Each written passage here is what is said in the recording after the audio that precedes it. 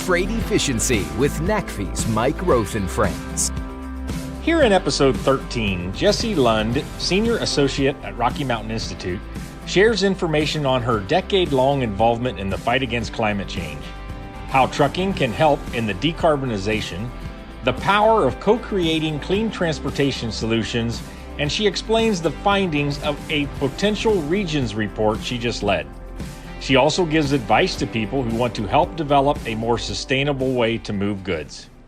Today, we have joining me Jessie Lund. Jessie's a Senior Associate at Rocky Mountain Institute. Hello, Jessie, and thanks for joining me today. Thanks for having me, Mike. Yeah, so I suppose it's been about 4 years now where we met one another and became friends. Do you remember what exactly brought us together? I do, actually. I think it was, almost exactly 4 years ago. I had just been hired, probably about a week earlier, to support RMI's collection of industry programs. And I'd flown from DC to meet with the directors of our various initiatives, so mining, maritime shipping, aviation, and trucking, which was you. And if I'm being honest, I was feeling quite overwhelmed, seeing as how I didn't know much about any of these industries. But I do remember meeting you. I remember your positive energy and your optimistic yet pragmatic outlook really inspired me and made me feel like I was in the right place. I remember learning about your work with NACFE and just being really inspired to help contribute however I could. Yeah, we made you a trucker pretty quick. I mean, I remember seeing a picture of you pop up in a ride and drive. I think it was in Indianapolis. I think it was episode 5 where I talked to Ned Harvey about Rocky Mountain Institute. And we talked about the history of NACFE's partnership with RMI. And so I know how you ended up at RMI, but you said you were looking at different groups when we met in DC. Why trucking? And tell us a little bit more about what it's meant to you. Prior to joining RMI, I had been working for the city and county of Denver on sustainability programs citywide.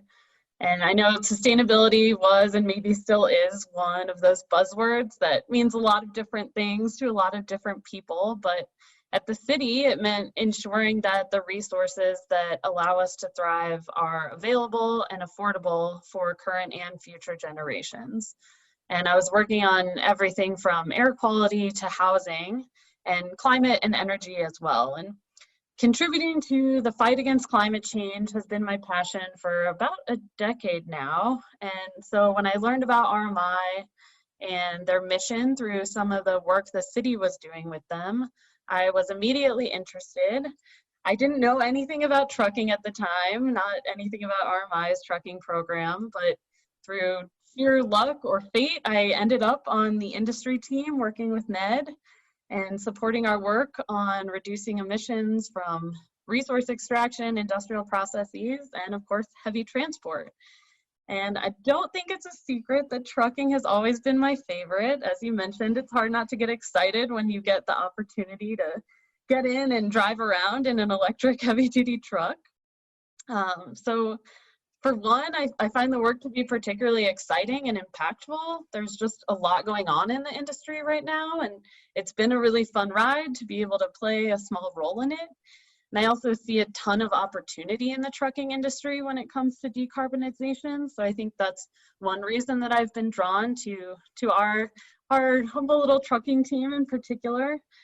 Plus, I get to work with an amazing team, including you and the whole team at NACFE. You came into it at a really good time because I've seen and talked about it maybe in these podcasts as well that, the industry's become, instead of being averse to technology, it's really embracing it. I mean, with electric trucks and automation and hydrogen and, I would go back, a little before you joined, and I'm not sure I would have predicted such an openness. I mean, you got a sense, Jessie, as to why that is? I mean, is it, I think it probably has to do that just as a culture, we're much more open to technology because it's come at us so fast in maybe our personal lives that now adapting it to, some of these things like trucking is easier for us. Do you think so? Is that it, or is there something else? I think that's certainly part of it. I think technology has come a long way, and we've got some great examples from some industries that are maybe a little bit further along. I'm thinking of like the electricity generation industry, the utility industry. We've seen so much happen in terms of, solar, wind, battery storage, just seeing better and better and cheaper technologies that help us solve these issues around climate. I also think generally we're seeing a change in attitudes around climate solutions. I think there's some recent polling that shows nearly 2/3 of Americans believe that the federal government should act on climate change. There's public opinion and political momentum toward clean energy and transitioning our economy and all of the benefits that could bring along with it. I think all of the excitement we've seen around the Green New Deal and now some solutions around stimulus and recovery from COVID focused on clean energy has really inspired a lot of folks to think about not just what is needed to solve the climate crisis in kind of this somewhat overwhelming, depressing way, but also realizing this is a huge opportunity for everyone, the trucking industry included. Yeah, and too often I think trucking's included in a group that's called hard to abate. First of all, that statement has kind of always sort of pissed me off in trucking that we're not that hard to change. But I get it. Some of these industries are embedded in the culture of a thriving economy, and so to get them to change is challenging. But it's not like planes and ships and buildings and even locomotives that have a 30, 40, 50-year life. I mean, we're talking about a truck that's got 10 to 15 years life on the tractor and maybe 20 on the trailer. I mean, that the whole fleet turns over relatively quickly to be called hard to abate. Yeah, I completely agree. I think there's also a really interesting just kind of ecosystem of stakeholders in the trucking industry that makes it really prime for these sorts of changes. So like when I think about some of my colleagues who are doing really great work on the light duty side, you're having to reach individual car owners as they're making individual decisions for them and their family. And, they're buying one vehicle maybe every 10 to 15 years or so. And while we've definitely got to do that too, I think part of what excites me about trucking is you have these fleets, particularly those who manage huge amounts of assets, who are buying tens, if not hundreds of vehicles a year, and working with them to kind of change how they're making those decisions and the types of trucks they're buying is an opportunity to really rapidly reduce emissions from the sector. Yeah, that's a great point. And, heavy trucks, a lot of people will say, well, there's 400, 500,000 fleets that make up the U.S. trucking market. Nearly all of those companies are 1, 2, or 3 truck companies. When, we've looked at those who own 100 trucks and up, which are really the decision makers on new truck purchases. There's only 2,500 companies out there. So to your point, there's only, there like 200 million car drivers in the country. We're only talking about 2,500 fleets that are going to, make the decision around these trucks. And, just recently we had Walmart, commit to a zero emission fleet, in 20 years. So, we're well on our way. Let's go behind the curtains a little bit for a minute, Jessie, on NACFE and RMI. And maybe, I talk quite often that, NACFE and RMI for me personally and the work I do is kind of like two parents. You've got the industry leaders with respect to the NACFE group. And so that goes off into, the trucking media and the manufacturers and the fleets and all of that. And then we've got Rocky Mountain Institute as another parent of the work we do, which, is 40 years a nonprofit doing a lot of research and detailed techno-economic analysis from a nonprofit service NGO side.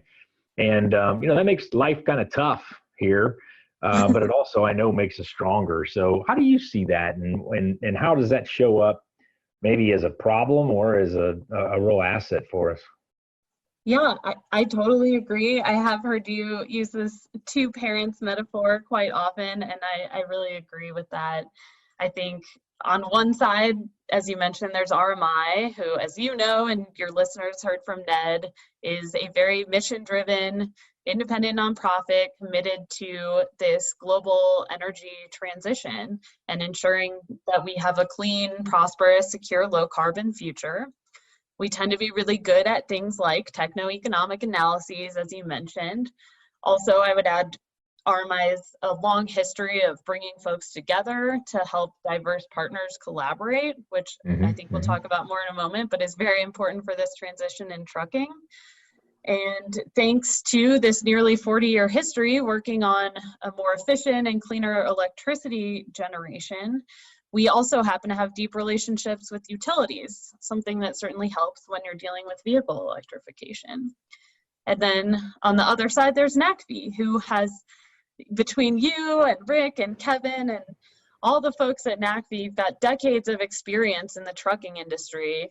NACFE really knows all the players. You guys have a deep understanding of how decisions are actually made and what makes solutions viable or not.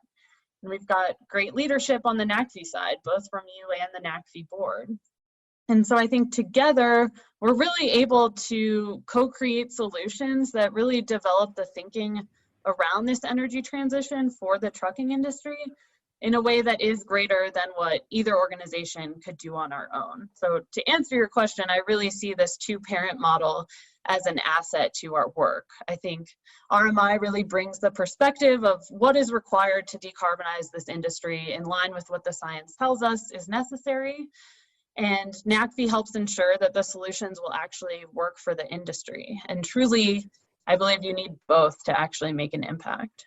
Yeah, I think so too. And I think it helps on both the input and the output. So, as we'll get into a report you led for us just recently as maybe a good example of this, but we go out and collect information through interviews and data collection. And so as NACFE can go out with the fleets and the manufacturers very quickly, and RMI the same with respect to the utilities, the grid, really a deeper reach into academia and some other engineering kind of firms, and so we can quickly go out and get the information, bring it in, stir it up, aggregate it, make our conclusions, figure it all out, and then take it back out through those same contacts for learning and to take education and decision making, so that people can take action on all kinds of things, whether it's low rolling resistance tires to aerodynamics to electric trucks. So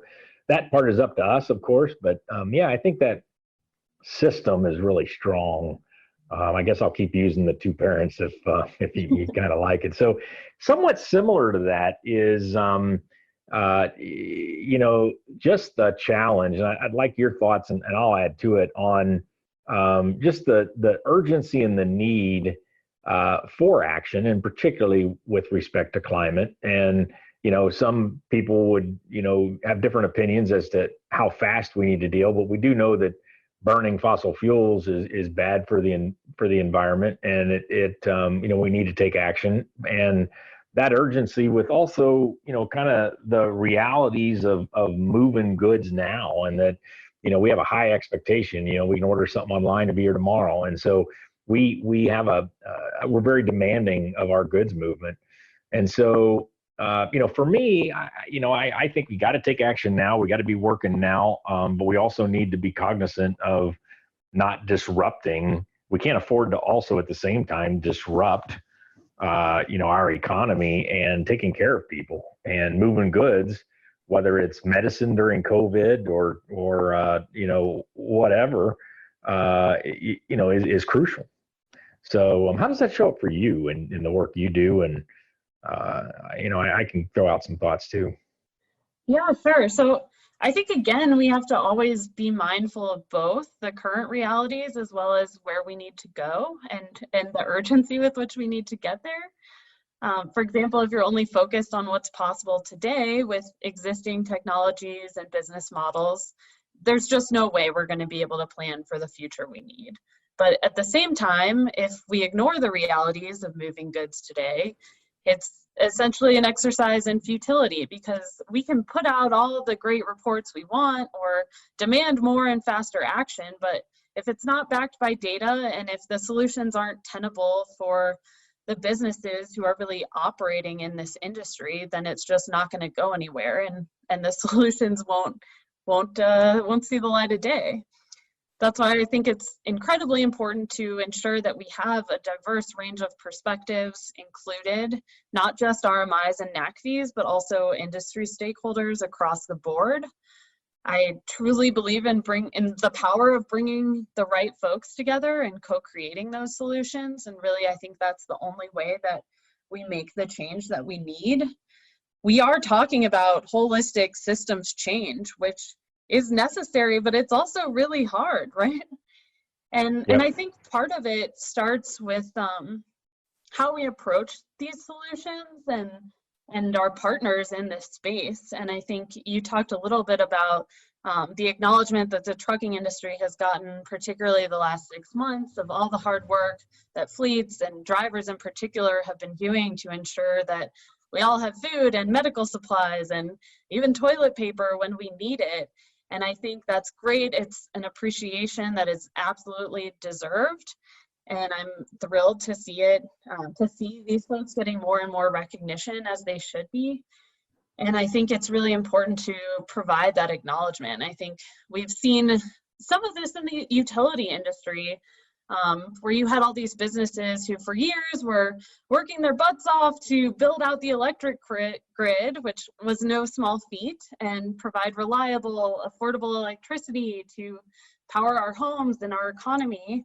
And then all of a sudden, you know, they're being told that's not enough. Now you have to ensure it's clean electricity. And I think there's been almost an adversarial sort of relationship from some, particularly from like the climate advocacy community. And I understand why that makes folks step back. And I think we've learned from that, and that it's really important to bring those lessons into any climate work with any industry, certainly the trucking industry included, and acknowledge all of the great work that they've done, not just to move goods around and get us what we need, but the extent that they've already cleaned up emissions. The other thing that I think is going to be really important here, and you know, this journey, you got to start. So get started. But as a colleague of ours, you know, Rick says, you know, get started, but you know, go fast. You know, start slow but go fast. Meaning, you know, figure out the pathway that's right, and then go fast. And so, I think that, you know, some of this can be very daunting, and it is a big change. And you know, as we get into the weeds on electrification, how to get power to charge these trucks, and then, you know, how to get the trucks in the right place. I think, you know, you very quickly, you can throw your arms up in the air, but I don't think we need to have all the solutions for the end game right now. We got to get started. So I'm another metaphor, I suppose, but I've been trying to help us all think about it in terms of, you know, crawling, walking, and running.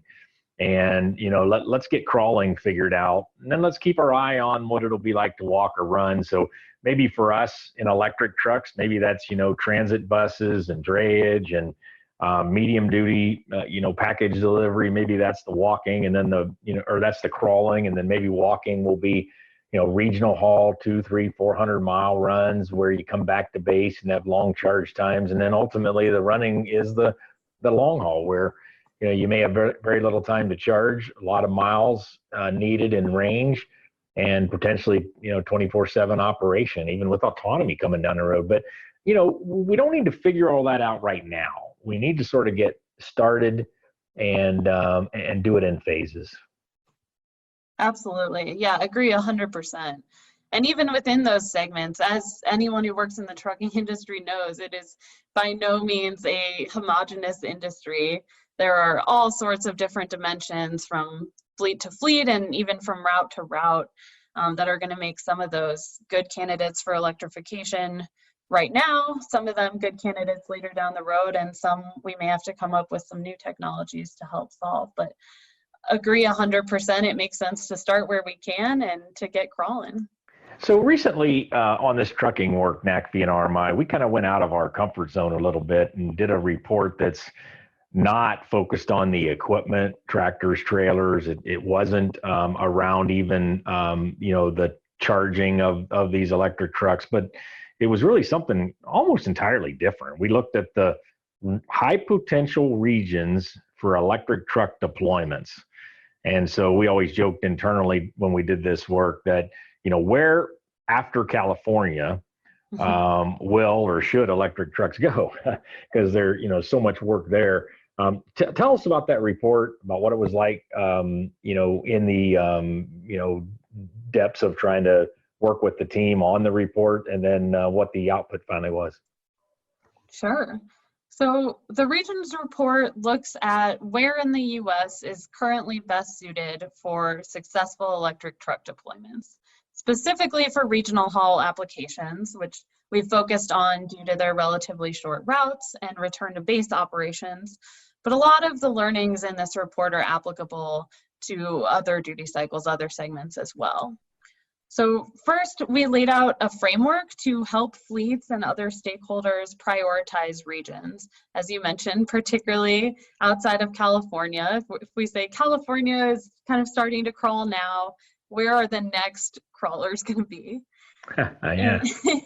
And the framework looks at specifically which regions are most favorable to, one, the unique attributes of the technology itself, two, which regions exhibit the greatest need for that technology, and three, which provide the most support for that technology. So there's a lot baked into each of those categories. We looked at everything from where electricity prices are cheapest, particularly compared to diesel, to air quality issues and the communities and populations impacted by those across the country. And we also looked at where there is political support, whether that's existing on the books policies or expressed interest from political leaders. We also, under support, looked at where there are incentives available to help ensure successful adoption of not just the vehicles, but also the charging infrastructure. And so we took all of this data and we used the framework to perform an initial analysis of where those three criteria intersect to create a quote-unquote hotspot for near-term regional haul electric truck deployments. And we produced a heat map to identify those regions that fleets, utilities, policymakers, et cetera, should consider to be the highest priority for electric truck deployments. And that heat map identified a few regions across the US that are ideal candidates right now. And that includes not just California, but also the Cascadia region around Oregon and Washington. The Colorado Front Range stuck out as a high priority region, as well as the Texas Triangle. And then we also see a lot of potential in the Northeast, particularly around the New York, Pennsylvania area. So there's a technical appendix with transparent calculations, and we'd encourage anybody to pull down the spreadsheet, and if you want to change ratings, or we'd like you to use ours that Jessie helped us lead, but it's a tool, and so if you're interested, go on and nacfi.org and have a look at it. What advice would you give to people out there trying to look at this challenge of be more sustainable with goods movement, and maybe what's one or two or three quick things you'd have them think about? Kind of to build on what Elizabeth Brettheim said in her episode around radical collaboration and really opening yourself up to work with folks outside of kind of your current network to co-create these solutions that are really going to be needed to ensure this transition is a success. I think we're already seeing, fleets working with OEMs and suppliers in a way that's not really been seen before. And also bringing in some non-traditional partners like utilities that I mentioned earlier. We're also seeing policymakers work together, not just with the stakeholders I just mentioned, but with one another. So exemplified in the recent MOU between 15 states and DC to achieve 100% zero emission medium and heavy duty vehicle sales by mid-century. That is a huge, ambitious goal. And I am encouraged in these states' ability to achieve it, in part because I know that they are working with each other and that they are committing to this ambitious goal in the middle of a pandemic, no less. The last thing I would add is that the reality of moving goods now is not going to remain the same for the foreseeable future, due in large part to climate change. A great example of this is here in my home state of Colorado. We have had horrible wildfires this summer, which has led to not just a ton of smoke, really unhealthy air quality levels here, but also the closure of I-70 through Glenwood Canyon, a major freight route that was closed for 2 weeks, an unprecedented amount of time that impacts not just residents of that area, but certainly carriers as well. And my point here, I suppose, is just that while, yes, there is a cost to climate action, there is also a cost to inaction. And in many cases, the data shows that the cost of inaction is much larger than the cost of action. So I would urge fleets, policymakers, stakeholders across the industry to really embrace that fact. Thanks a lot, Jessie, for joining us. You got an interesting job, and it's great having you on our team. Best of luck to you, and thanks again. Thank you, Mike. Trade Efficiency with NACFE's Mike Roth and Friends.